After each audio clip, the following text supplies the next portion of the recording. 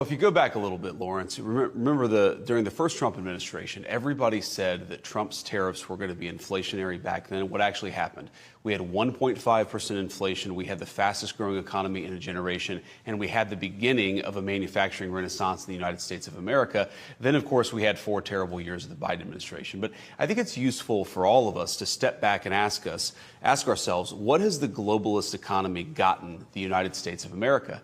And the answer is fundamentally it's based on 2 principles: incurring a huge amount of debt to buy things that other countries make for us. And to make it a little bit more crystal clear, we borrow money from Chinese peasants to buy the things those Chinese peasants manufacture. That is not a recipe for economic prosperity. It's not a recipe for low prices, and it's not a recipe for good jobs in the United States of America. For 40 years, we have gone down that pathway. We've seen closing factories. We've seen rising inflation. We've seen the cost of housing so high that most Americans can't afford to buy a home right now.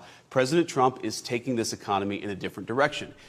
So there you heard the US Secretary of State, J.D. Vance, basically calling Chinese people peasants.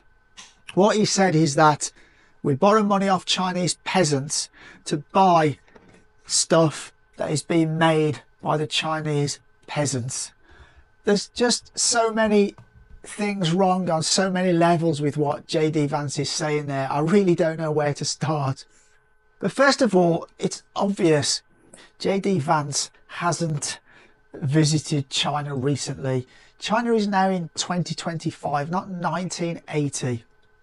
If you go to any of the first tier cities, Shanghai, Guangzhou, Beijing, Shenzhen, you will be absolutely gobsmacked at those cities, how modern they are, the amazing infrastructure, the public transport, the cities themselves, the cleanliness. You'll be absolutely blown away. They are some, if not the best cities in the world. And I've travelled to a fair few places. Not only that, you can even go to sort of not first tier cities like Hangzhou, Changsha, Chengdu, and you will see those cities are also pretty amazing too. And there's no lack of wealthy people in China. There are a lot of wealthy people in the major cities in China. Just go to Chengdu and look at all the designer stores and how many people are buying there. I walk around Shenzhen. I actually feel quite poor in Shenzhen. There are a huge amount of people with a lot of money. Now, I know a lot of Westerners will watch this video and go, oh, what about the millions of people who have less than, $300 a month? Well, what you've got to realise is there are a lot of not so well-off people in China. And when I say not so well off, I mean from a monetary point of view. But those are people that live in rural areas, live in the countryside. A majority of them do not have a rent or a mortgage to pay. Something like 90% of people in China own their homes without a mortgage. That's way, way higher than any Western country. But a lot of those people who live in the country, they don't have a mortgage. They don't have rent to pay because they own the property they live in. It was possibly gifted to them by the government many, many years ago. Many of them have built new homes. The government have helped them build new homes. Then, on top of that, they live off the land. So they grow vegetables, they rear animals. So actually, they don't have a need for a huge amount of money. Many of them have cars. Many of them have children that work in the cities that send money home each month. But that's not counted in official figures. So, this notion by J.D. Vance that Chinese are peasants is just absolutely ridiculous. Now, he talks about that, China lends money to America to buy Chinese goods. Actually, it's China who's bought those government bonds that America needs to pay interest on. And the reason that the US keep issuing those government bonds is because for years and years and years, they've printed more and more money. Their government runs a massive deficit, as much as $2 trillion a year in recent years. And that's to fund many wars and trouble around the world that they stir up. So it's not that China are lending them money.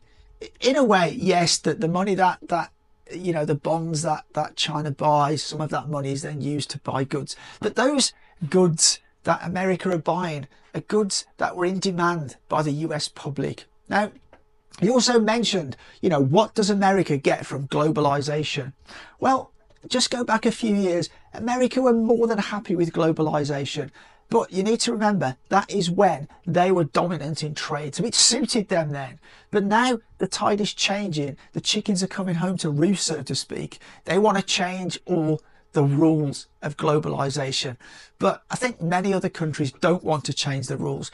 So what did China gain? Well, it gained being able to sell its goods all around the world. But if we talk about China specifically, when China opened its markets, US companies were falling over themselves to get into the Chinese market. General Motors have sold millions and millions of cars, made billions of dollars in the Chinese market. We have huge amount of American brands in China: Starbucks, McDonald's, KFC. The list goes on and on and on.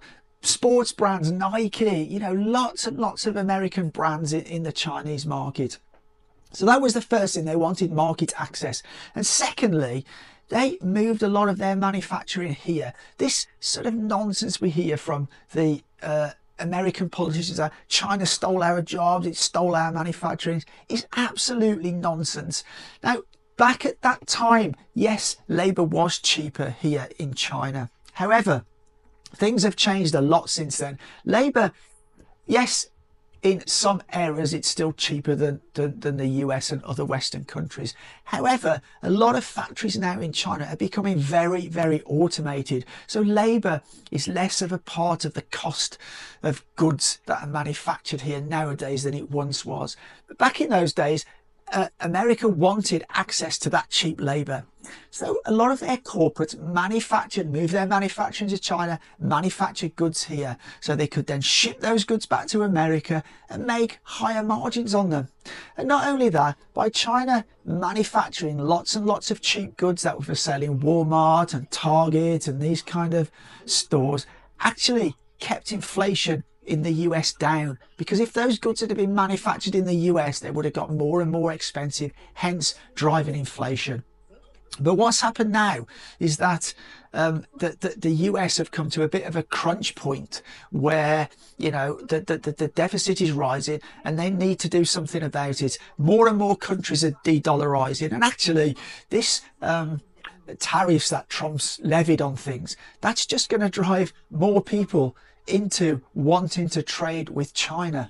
Take Africa, for instance. They've been in Africa for decades and they've done nothing because they want to keep those countries down so they don't interfere with America's trade and technology. But China is different. America never expected China to rise and become a technology peer with them. They were hoping China would stay down, stay low quality, stay low margin stuff. Now, if China continued to manufacture all that cheap goods that America used to sell in Walmart and Target and that, there'd be no problem with China now. But China learned very quickly. They climbed the value chain, and in many areas now, technology-wise, they've surpassed the US, and that's what's really, really scaring the US, and that's why they're doing what they're doing now. But you know, as for calling Chinese people peasants, it's just laughable. You know, it's so far away from the reality, it's unbelievable. Anyway, let me know what you think down in the comments. It's always good to read through the comments how different people, this is my opinion, you may have a different opinion. However, as always, for now, take care.